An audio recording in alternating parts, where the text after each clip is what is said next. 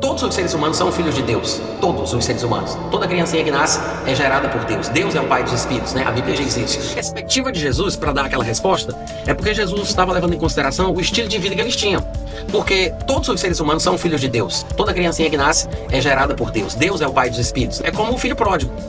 Jesus contou a parábola do filho pródigo para mostrar como é que o homem, ele nasce em comunhão com Deus, à medida que ele cresce no mundo onde Satanás é Deus, ele se desvia, acaba sendo adotado por Satanás, que se torna o pai dele por criação, depois ele se arrepende, aí ele volta para casa do pai de onde ele saiu. A pessoa pode ser chamada de filho do diabo, não porque Satanás gere espíritos, ou seja, o pai das almas dos homens. Satanás não cria nada, mas ele é considerado como filho do diabo porque ele imita as obras e o comportamento, os mesmos sentimentos, ele foi doutrinado, foi ensinado, foi criado por ele, então ele é considerado como filho de Satanás, embora não tenha sido gerado por ele. Não é como os gnósticos pensavam. Os gnósticos achavam que a pessoa era chamada de filho do diabo, que é por isso que eles usavam essa passagem, porque a pessoa tinha a essência, a natureza gerada no mundo espiritual pelo elemento ílico, ou seja, ele nasce com uma natureza inconversível. Ele é filho daquele que é chamado de Satanás, porque ele não tem como se converter. Ele está predestinado desde o nascimento, por ser quem é, por ter a natureza que tem, por ser filho de quem ele é filho, ele está predestinado à destruição. Não é esse o sentido que Jesus usa quando ele fala essa frase. Então, assim, uma coisa é a perspectiva de Jesus ao falar isso, outra coisa era a interpretação gnóstica com o que Jesus disse.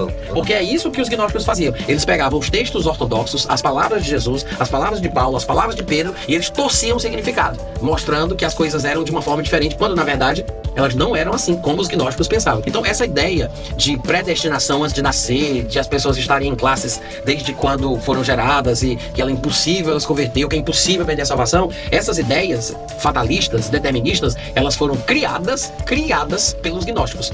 Muito tempo depois na história da igreja, quando os calvinistas vão assimilar esse sentimento, já se passaram ali centenas e centenas de anos, às vezes até milênios, quando os calvinistas vão achar que aquilo é ortodoxo, porque aquilo se infiltrou e foi assimilado paulatinamente à medida que o tempo foi passando. Mas, originalmente, essas interpretações que os calvinistas fazem de Romanos 9, dessa passagem de João 8 ou de João capítulo 6, se você procurar na história, você vai encontrar quem foi o primeiro gnóstico a usar aquele texto dessa forma, porque a gente tem o registro nos textos antigos dos que são chamados de pais da igreja. Então você consegue encontrar quem foi o primeiro a usar João capítulo 6, 44 da forma que os calvinistas fazem. Você tem o nome do cara. Então a gente consegue traçar a origem do pensamento predestinista.